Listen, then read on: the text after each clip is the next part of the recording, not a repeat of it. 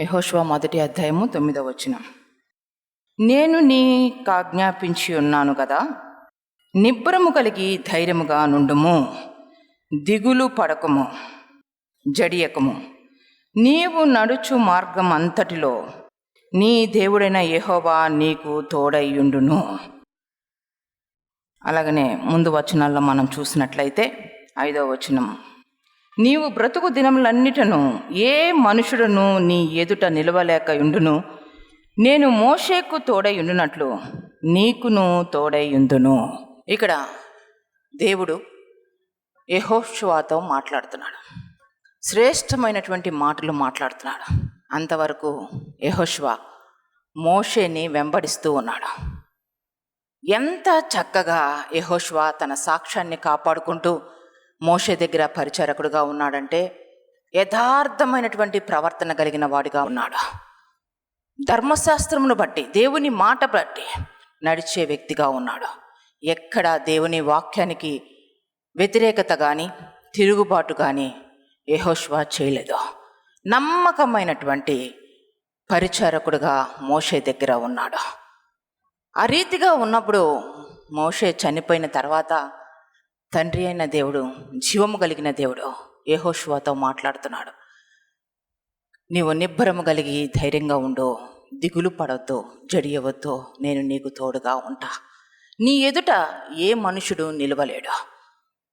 ఈరోజు చాలామంది జీవితాల్లో దేవుడు నాకు తోడుగా ఉంటే బాగుంటుంది, దేవుడు నా పక్షాన ఉంటే బాగుంటుంది, చాలా శ్రమల్లో ఉన్నాను, చాలా ఇబ్బందికరమైన పరిస్థితి నా జీవితంలో ఉంది, దేవుడు నాకు తోడుగా ఉంటే బాగుంటుంది.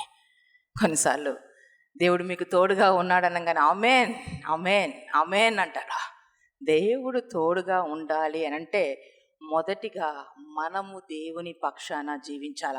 దేవునికి మహిమ కలుగును గాక. మన జీవిత విధానము ఎలా ఉంది? ఎటువంటి ఆలోచనలు కలిగి ఉన్నాం? ఎటువంటి మాట తీరు కలిగి ఉన్నాం? ఎటువంటి దృష్టి కలిగి ఉన్నాం? అపవిత్రమైన ఆలోచనలు, అయోగ్యమైనటువంటి జీవిత విధానం ఉండి పరిచర్లో ముందుకు సాగుతా దేవుడు నాకు తోడుగా ఉన్నాడు అనుకుంటే అది భ్రమలో జీవించినట్లే. ఒక నిర్దిష్టమైన గురి కలిగి మనం పరిచర్లో ముందుకు సాగాల. పరిచర్య అంటే ఆషామాష కాదండి. నోటికి కళ్ళం పెట్టుకోవాలా, కళ్ళకు గంతలు పెట్టుకోవాలా. అపవిత్రమైనవి చూడకుండా, అపవిత్రమైనవి ఆశించకుండా కళ్ళకు గంతలు పట్టుకోవాలి. అటు ఇటు చూడొద్దు. గుర్రం మీద స్వారీ చేస్తూ ఉన్న వ్యక్తి గుర్రాన్ని బలి సిద్ధపరుస్తారు. ఎంత చక్కగా సిద్ధపరుస్తారు. వాటి కళ్ళు చూపులు అటు ఇటు పోకుండా ఆ మార్గంలోనే వెళ్ళాలని, తిన్నని మార్గంలోనే వెళ్ళాలని ఆ కళ్ళకు గంతల్లాగా అటు ఇటు సమకూరుస్తారు. ఆ చూపులు సైడ్కి వెళ్ళకూడదు, అటు ఇటుగా ఆ చూపులు వెళ్ళకూడదు. ఈరోజు పరిచర్య చేస్తున్న వారికి జ్ఞానం ఉందా? చూపులు ఎటుపోతున్నాయి?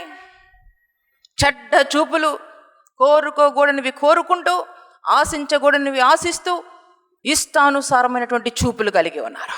పరిచర్లోనే ఉన్నారు. లవ్ అఫేర్స్, పరిచర్లోనే ఉన్నాం. మోహపు చూపులు. ఇది నీకు తగునా? దేవుడు నీకు తోడుగా ఉంటాడా?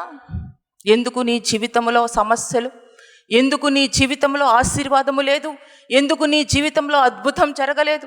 ఎందుకు నీ జీవితంలో అడుగంటిపోయిన జీవితము తెలుసా? నీ చూపుల్లో నువ్వు సరైన రీతిగా లేవా? కళ్ళకు గంతలు కట్టుకోవాలా. మన జీవితంలో పరిచర్య చేయాలంటే మన కళ్ళు చాలా తేటగా ఉండాలా. మన కన్ను చెడినదైతే మన దేహం అంతా చెడిపోతుంది. జాగ్రత్త. దేహం అంతా నాశనం చేసుకుంటాం. కన్ను ఒక్కటే చెడితే చాలంట ఆ వ్యక్తి దుష్టాత్మ చేత ఏలబడతాడు. దుష్టాత్మ చేత వేలబడుతుంది. కనుక బహు జాగ్రత్త. మీ జీవితంలో కంటి చూపు విషయంలో జాగ్రత్త. పరిచర్య చేయాలంటే ఆషామాష కాదు. కళ్ళకి గంతలు కట్టేయాల.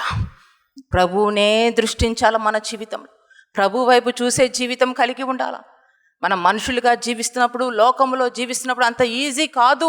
మన హృదయాన్ని నిబ్బరంగా కాపాడుకోవడం, యథార్థంగా కాపాడుకోవడం అంత ఈజీ కాదు. చాలా డిస్ట్రాక్షన్స్ కూడా మనం వెళ్తాం. కానీ మనము ఒక పరిశుద్ధమైన జీవిత విధానము కనపరచాలంటే, ప్రభువుని చూస్తేనే సాధ్యం. దేవునికి మహిమ కలుగును గాక.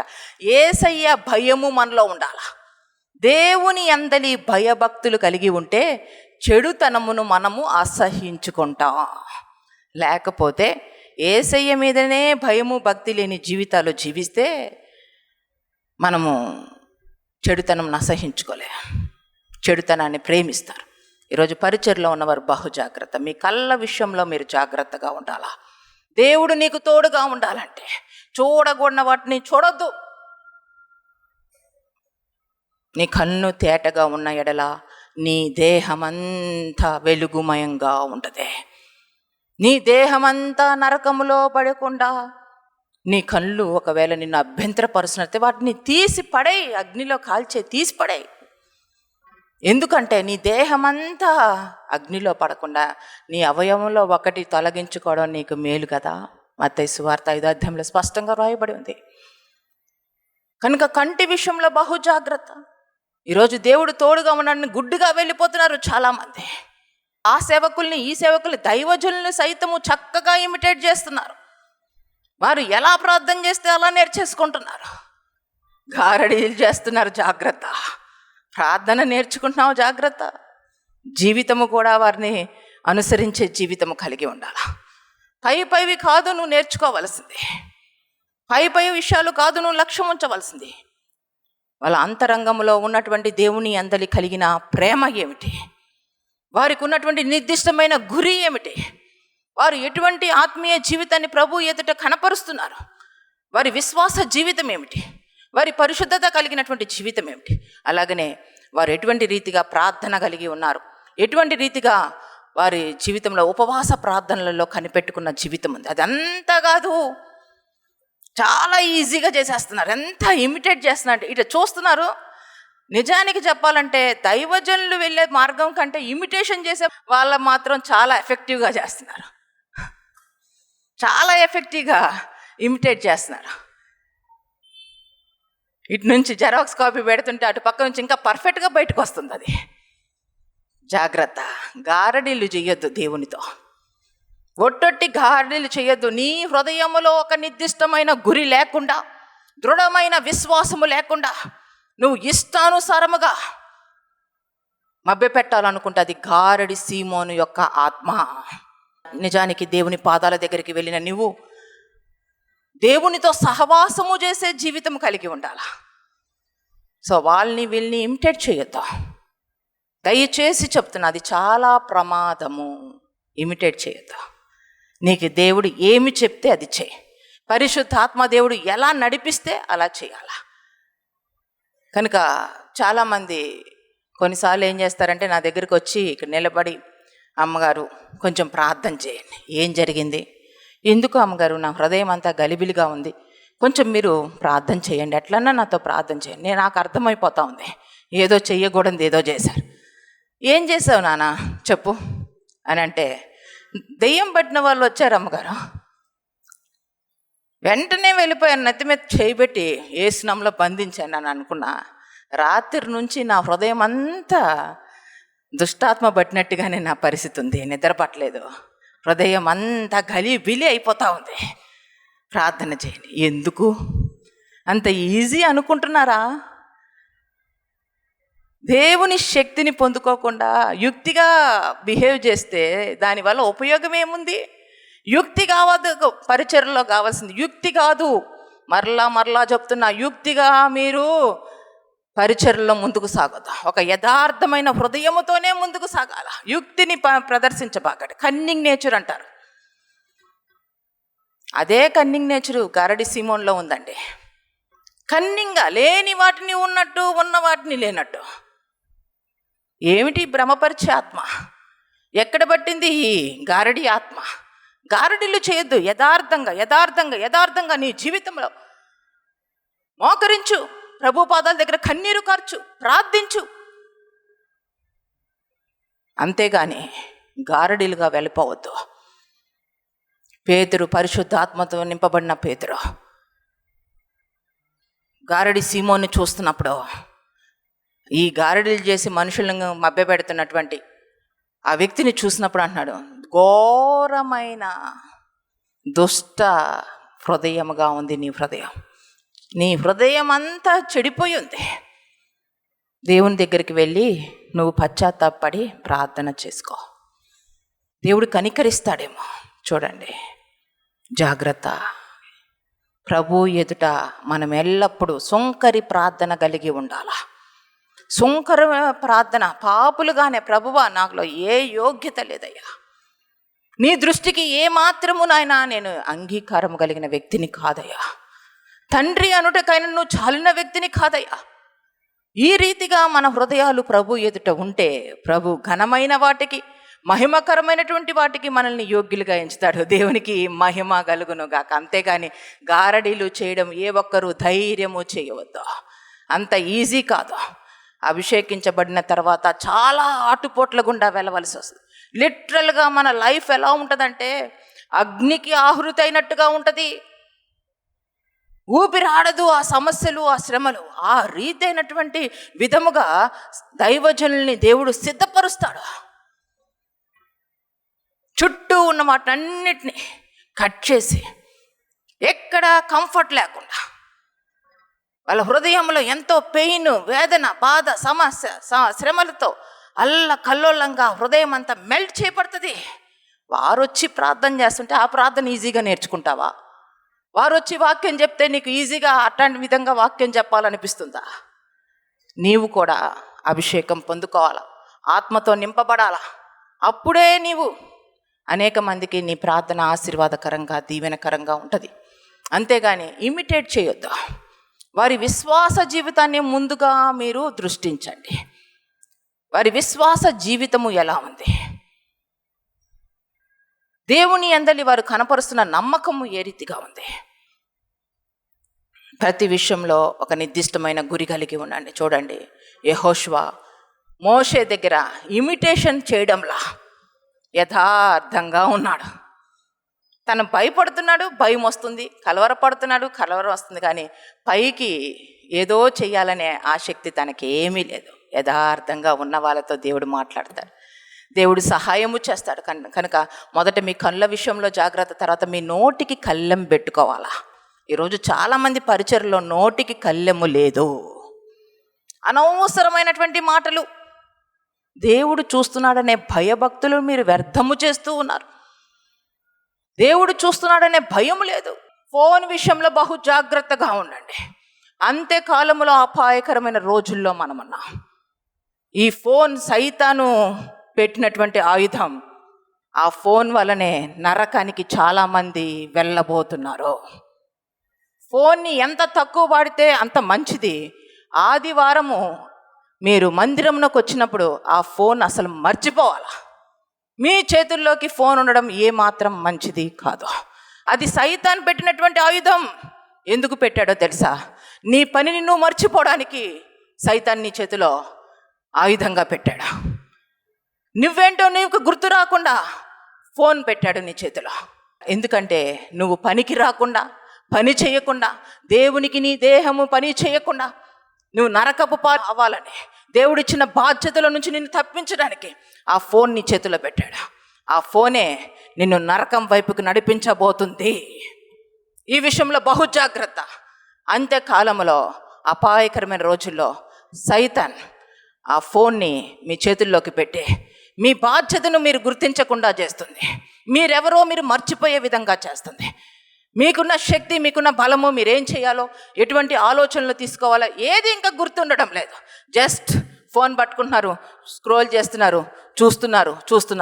నువ్వు చేయాల్సిన పనంతా తాకట్టు పెట్టేస్తున్నారు దుష్టునికి. మొత్తం నాశనం అయిపోతుంది. నీ సమయం అంతా వ్యర్థం చేసుకుంటున్నావు. ఆ ఫోన్ పక్కన పడేసి కాసేపు వాక్యం చదివితే ఏమైనా నష్టం వస్తుందా? ఆ ఫోన్ పక్కన పడేసి కాసేపు మోకరించి ప్రార్థన చేస్తే ఏమైనా నష్టం వస్తుందా? ఎటు వెంబడి వెళ్తున్నావు నువ్వు జీవితంలో? జీవము కలిగిన దేవుని కోసం జీవించకుండా నిర్జీవమైన వాటి కోసం జీవిస్తావా? తీసి పక్కన పడే. నువ్వు ఆ ఫోన్కి నువ్వు బానిస అయితే, ఆ ఫోన్ నీకు ఎంత దూరంగా ఉంటే అంత మంచిది. కనీసం నువ్వు పరలోకానికన్నా చేరతావు. దేవునికి మహిమ కలుగునుగాక.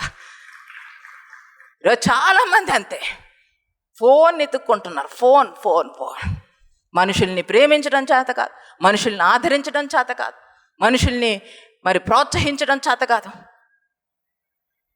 ఏది చేత కాదు. ఫోన్ మాత్రం ప్రేమించడం చేత. నిర్జీవమైంది. అది ఏం బతుకండి, అది నిర్జీవమైంది. ఇటు పడేస్తే దానికి ఏమైనా ప్రాణం ఉందా? దానికి ఏమైనా జీవం ఉందా? దాన్ని ఎందుకు ప్రేమిస్తున్నారు మీరు? ఎటుపోతున్నాయి మీ జీవితాలు? నిర్జీవమైనవి ప్రేమిస్తే నీ జీవితం కూడా నిర్జీవంగా మారిపోతుంది, ఉప్పు స్తంభముగా. జాగ్రత్త. పరిచర్లో ఉన్నప్పుడు ఫోన్స్ కనపడడానికి వీల్లేదు. బహు జాగ్రత్త. మీరు 4 గోడల మధ్య ఆ ఫోన్లో మీరు ఎంతసేపు స్క్రోల్ చేసుకుంటా, అవి చూసుకుంటా, ఇవి చూసుకుంటా మీరు కాలక్షేపం చేస్తుంటే దేవుడు మిమ్మల్ని చూస్తున్నాడని మర్చిపోవద్దు. పరిశుద్ధాత్మ దేవుని యొక్క దృష్టి మీ మీద ఉంది. ఏ మూల ఏం జరుగుతుందో దేవుడు ప్రతి ఒక్కటి గమనిస్తున్నాడు, ప్రతి ఒక్కటి చూస్తున్నాడు. నువ్వు భ్రమలో ఉండడానికి వీల్లేదు. భ్రమపరిచే ఆత్మతో నీవు మందిరంలో ఉంటే నీ జీవితంలో ఏ విధంగానూ సంతోష సమాధానాలు ఉండవు. కనుక అనవసరమైనటువంటి ఫోన్స్ మాట్లాడుతూ గంటలు కనుక ఈరోజు మీ జీవితాలు జాగ్రత్త. పరిచర్య విషయంలో ఆషామాషగా ఉండొద్దు, శరీర తత్వాలను కనపరచవద్దు, ఇష్టానుసారమైన జీవితము జీవించవద్దు. ఎందుకంటే పరిచర్య అంటే చాలా శ్రేష్టముగా మనం ఎత్తిపెట్టి చేయాలా. ఆ పరిచర్యలోనే, దేవుడిచ్చిన పరిచర్యలోనే ఉంది మన ఆశీర్వాదము దాగి ఉంది. దేవుడిచ్చిన పరిచర్యలోనే మన శాపము కూడా దాగి ఉందని మర్చిపోవద్దు. మన శాపము కూడా అందులోనే ఉంది. కానీ మనకిచ్చిన పరిచర్యను మనము దీవెనకరముగా మార్చుకోవాలా. మనకిచ్చిన పరిచర్యను ఆశీర్వాదకరముగా మార్చుకోవాలా. మోషేకి చూడండి, మోషే చేతికి పరిచర్య ఇచ్చినప్పుడు ఒక కర్రనిచ్చాడు దేవుడు. పరిచర్యగా ఒక కర్రనిచ్చాడు దేవుడు. ఆ మోషే ఆ కర్రను పట్టుకుంటే, మోషే ఇప్పుడు ఆ కర్రను ఎత్తిపెట్టు. మోషే ఇలా ఎత్తితే చాలా కర్రని అద్భుత కార్యములు, ఆశ్చర్య కార్యములు జరుగుతున్నాయి. అలాగనే మోషే ఆ కర్రను నేల మీద పడేశాడు, భూమి మీద పడేశాడు, లోకంకి పడేశాడు. ఆ విధంగా నేలకు పడేస్తే ఆ కర్ర ఏమైపోయింది? పామైపోయింది. విషముతో కూడిన పామైంది. ఈ విషయంలో బహు జాగ్రత్త. నీ చేతికి ఇవ్వబడినటువంటి పరిచర్య చాలా శ్రేష్టముగా నువ్వు ఎత్తిపెట్టి చేసిన ఎడల నీకు ఆశీర్వాదము, నీకు దీవెన, నీకు అద్భుత కార్యములు నువ్వు స్వతంత్రించుకుంటావు. అదే పరిచర్యను నేలబారుగా, భూ సంబంధంగా, లోక సంబంధంగా నువ్వు చేసినట్లయితే విషముతో కూడినటువంటి సర్పంగా మారిపోతుంది నీ పరిచర్య. ఒక నిర్దిష్టమైన గురి కలిగి పరిచర్యలో ముందుకు సాగండి.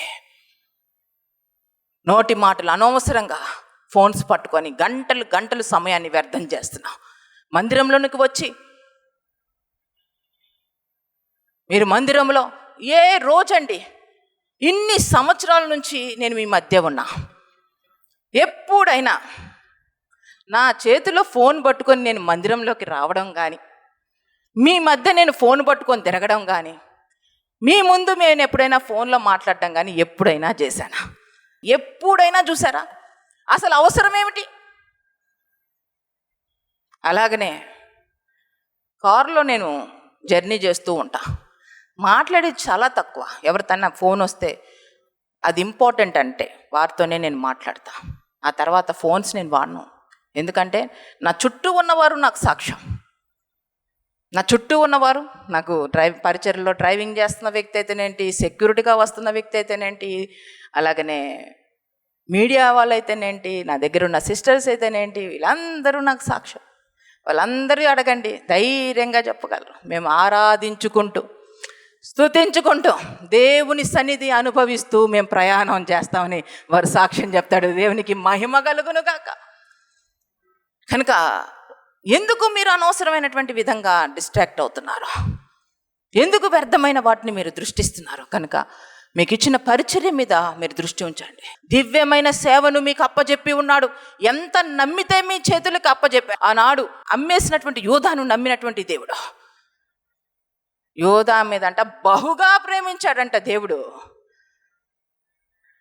యోధాని బహుగా ప్రేమించాడంట దేవుడు. యోధా బహుగా మోసం చేశాడంట యేసయ్యని.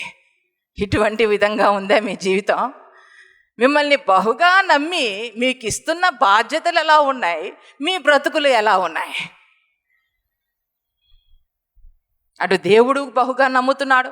యేసయ్య నమ్మితే, నీకు బాధ్యత ఇస్తే నిన్ను ప్రేమించి యేసయ్యను మోసం చేస్తావా?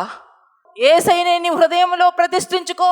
ఈరోజు యేసయ్య నీకు ఇచ్చిన పరిచర్య విషయంలో యేసయ్యను ఎంతవరకు సంతోషపరుస్తున్నావు, యేసయ్యను ఎంతవరకు దుఃఖపరుస్తున్నావు? అసలు ఆ పరిచర్య యేసయ్య పరిచర్య అని చెప్పి గుర్తిస్తున్నావా? యేసయ్య నీ చేతికిచ్చిన పరిచర్య కనుక మీ జీవితాల్లో బహుజాగ్రత్తగా, యేసయ్య మిమ్మల్ని నమ్మి ఇచ్చినటువంటి పరిచర్యలో యేసయ్యకు మోసం చేస్తున్నారా? పరిచర్య ఉంటే సమయం వ్యర్థం చేస్తున్నారా? పరిచర్యలో మీరు ఫోన్లు పట్టుకొని ఉన్నారా? అమ్మేస్తున్నారా ఫోన్కి యేసయ్యని?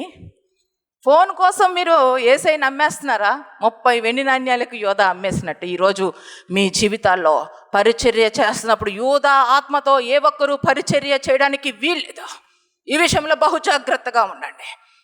ఎవరికి వారము నిర్దిష్టమైన గురి కలిగి ముందుకు సాగాలి. ఇది మర్చిపోవద్దు. నేను లెక్కప్ప చెప్పాలి, మీరు లెక్కప్ప చెప్పాలి. ఎవరి పరిచర్యలో వారు ప్రభువుకి లెక్క అప్పచెప్పవలసిన వారిగా ముందుకు వెళ్తున్నా.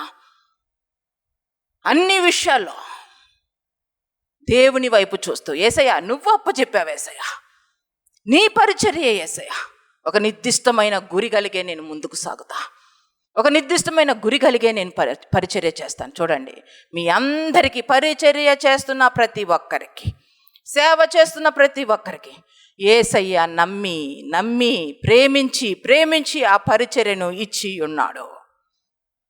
బహుగా నమ్మితే నువ్వు ఈరోజు నీ పరిచర్యలో బహుగా మోసం చేస్తున్నావా? బహుగా కప్పెడుతున్నావా నీ జీవితాన్ని? బహుగా నీ జీవితంలో విన్యాసాలు చేస్తున్నావా? జాగ్రత్త. యోధాకు పట్టిన గతి పడుతుంది. యేసయ్య పక్కనే ఉన్నాడు కానీ యేసయ్య ఇంకా తోడుగా లేడు. ఇష్టానుసారమైన జీవితాలతో యేసయ్య తోడుగా ఉండడు. యేసయ్యనే అమ్మేసే అంత జీవిత విధానం నీలో ఉన్నప్పుడు యేసయ్య ఎక్కడ నీకు తోడుగా ఉంటాడు? ఎక్కడ నిన్ను నడిపిస్తాడు? ఈరోజు మీ పరిచర్యలో యేసయ్యను ప్రతిష్ఠించుకొని, యేసయ్య నీవిచ్చినటువంటి పరిచర్య ఒక నిర్దిష్టమైన గురితో పరిచర్య చేస్తాను. నువ్వు ఇంటికి వెళ్తున్నప్పుడు ఆశీర్వాదాలు నీతో పాటు రావాలా నీ ఇంటిలోనికి. ఏ విధంగానూ నువ్వు చేస్తున్నటువంటి అయోగ్యకరమైనటువంటి పరిచర్య ద్వారా నీ కుటుంబంలో ఉన్నటువంటి వారికి నువ్వు శాపగ్రస్తంగా మిగిలిపోవడానికి వీల్లేదు. కనుక శ్రేష్టమైన ఆశీర్వాదాలు పొందుకోవడానికే పరిచర్య చేయండి.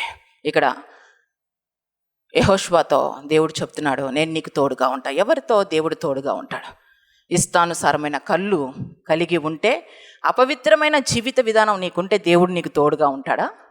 పరిశుద్ధత కోరుకున్నవారు, దేవుణ్ణి ప్రేమించి పరిశుద్ధమైన హృదయం కలిగిన వారు, పరిశుద్ధమైనటువంటి కనుదృష్టి కలిగిన వారితో దేవుడు తోడుగా ఉంటాడు. అంతేగాని మౌని జ్ఞాని అని దేవుడు చెప్పినప్పుడు మౌనము, అనవసరమైన మాటలు ఎందుకు, వ్యర్థమైన మాటలు ఎందుకు? ఏ మాట అవసరమో ఏ మాట అవసరం లేదో నీకు తెలిసి ఉండాలా.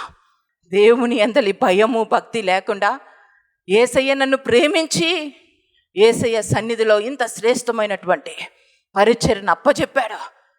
ధూపార్తిగా ఎత్తిపెట్టి నేను ఈ పరిచర్య చేస్తానని నిర్దిష్టమైన గురి కలిగి పరిచర్య చేయక, నువ్వు పరిచర్యకు వస్తే నీ శరీరము చంపేసుకొని నువ్వు పరిచర్య చేయాలి. తెలుసా?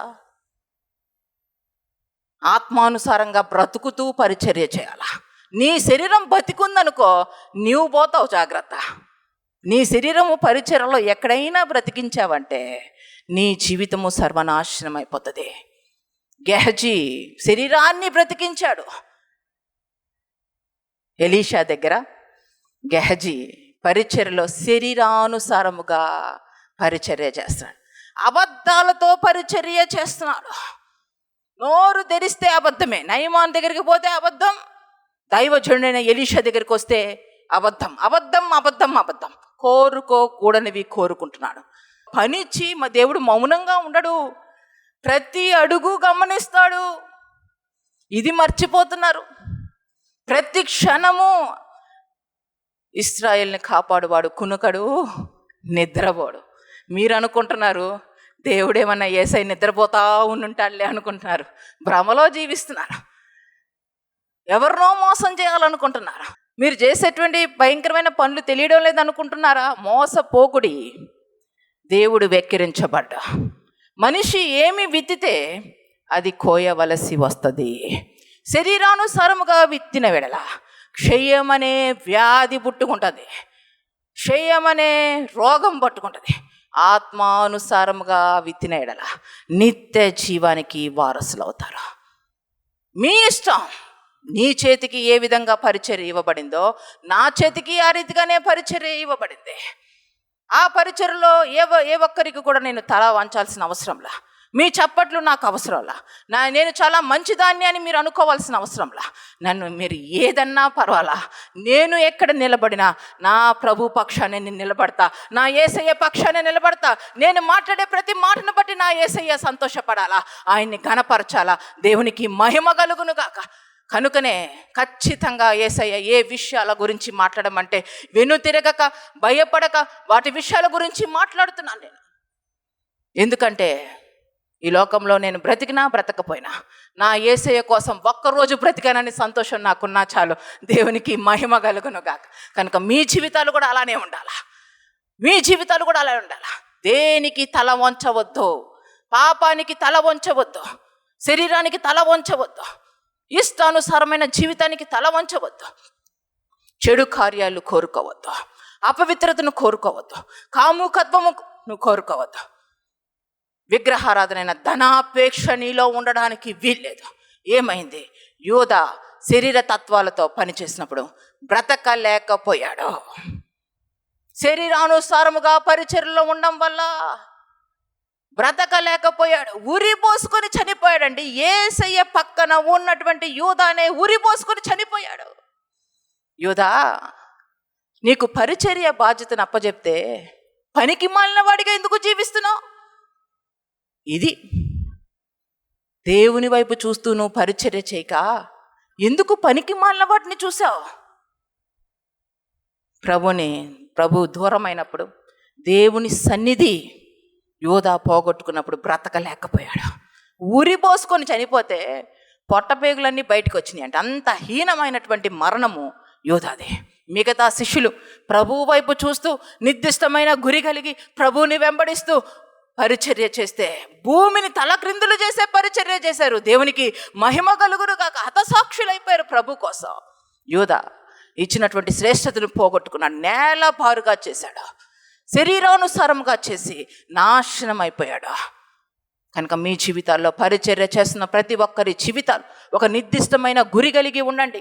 ఇది గుర్తుపెట్టుకోండి, మీకు రక్షణ ఇచ్చింది యేసయ్య, మీ కొరకు రక్తము కార్చింది యేసయ్య, ఆయన ప్రాణాన్నే మీ కొరకు యేసయ్య ధారపోసాడు. మీరు యేసయ్య కోసం జీవించాలా, యేసయ్యే మిమ్మల్ని నిత్య జీవ వారసులుగా ఎంచాలా, యేసయ్యే మిమ్మల్ని పరలోకానికి చేర్చాలా. ఈ లోకంలో మీరు జీవిస్తున్నప్పుడు యేసయ్యే మిమ్మల్ని ఆశీర్వదించాలా, యేసయ్య మిమ్మల్ని దీవించాలా, మీ జీవితంలో అద్భుతం చేయాలా. యేసయ్య గుర్తించాలా మీ పరిచర్యలు, దేవునికి మహిమ కలుగును గాక. యేసయ్య గుర్తించాలా నీ వ్యక్తిగత జీవితము, యేసయ్య గుర్తించాలా నీ జీవిత విధానము.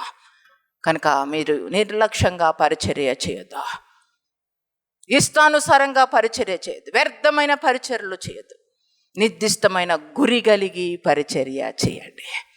ప్రతి ఒక్కరు ఈరోజు తీసుకోవాల్సిన తీర్మానం, యేసయ్యా నిన్ను చూస్తూ పరిచర్య చేస్తానయ్యా, నీవే నాకు పరిచర్య భాగ్యం ఇచ్చావు, ధన్యత ఇచ్చావని నేను పరిచర్య చేస్తానయ్యా.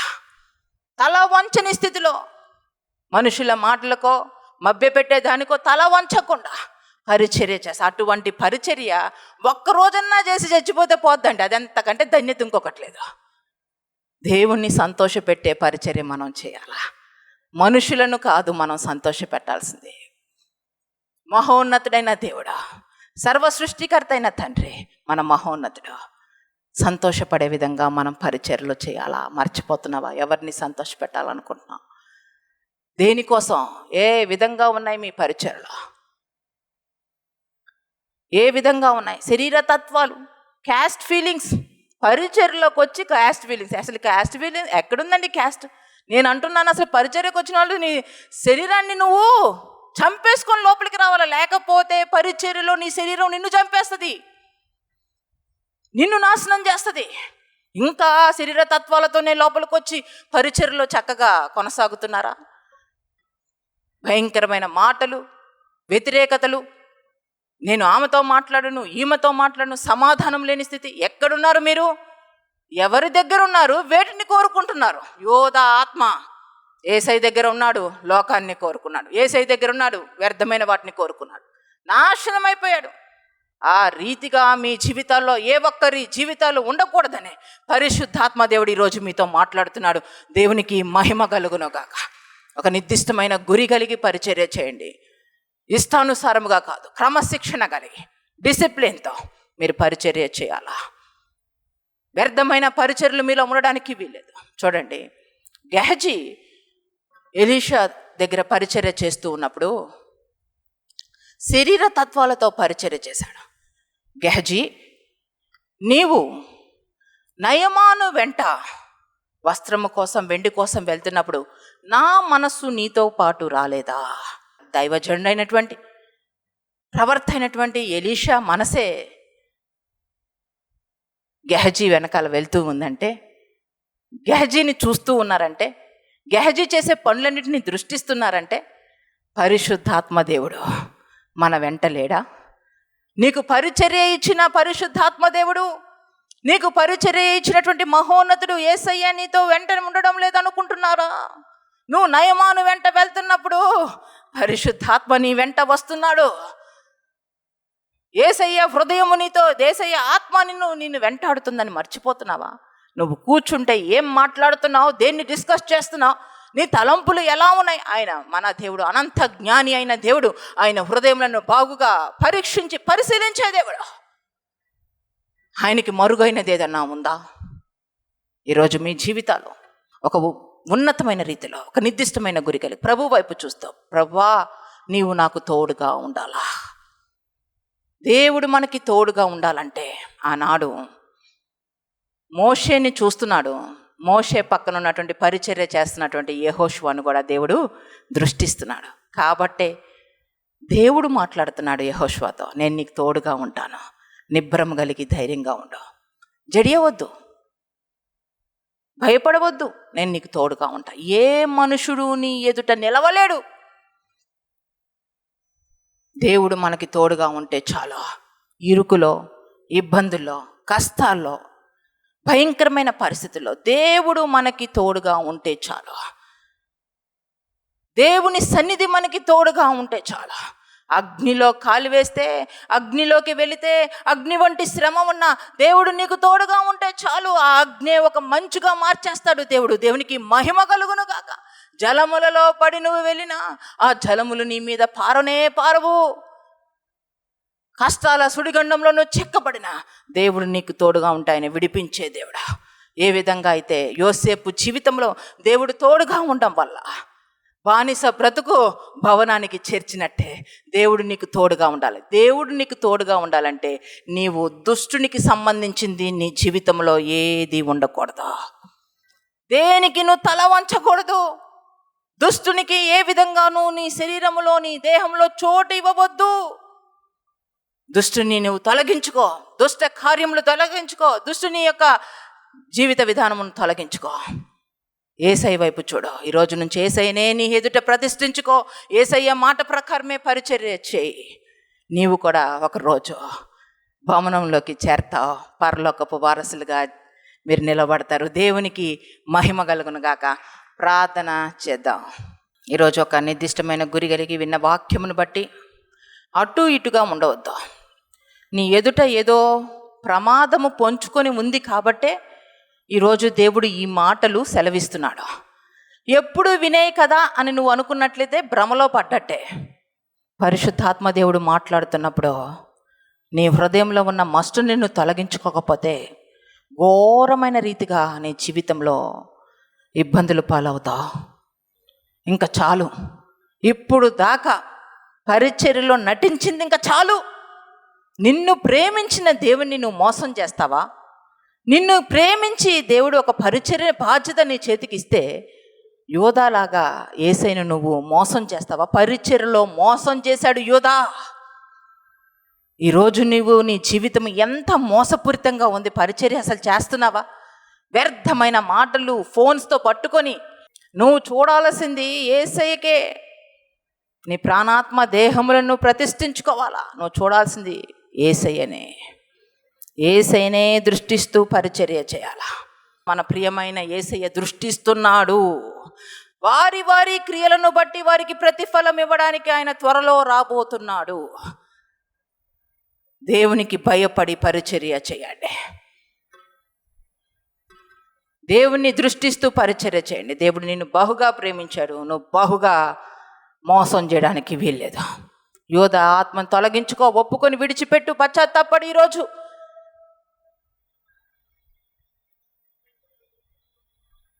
ఎవరైతే తీర్మానం తీసుకుంటున్నారో, నిజమే పరిచర్యను నిర్లక్ష్యంగా శరీరానుసారముగా తేలిగ్గా తీసుకొని చేశాను, నిర్దిష్టమైన గురి కలిగి పరిచర్య చేయాలనే ఆలోచన లేకుండా పోయింది.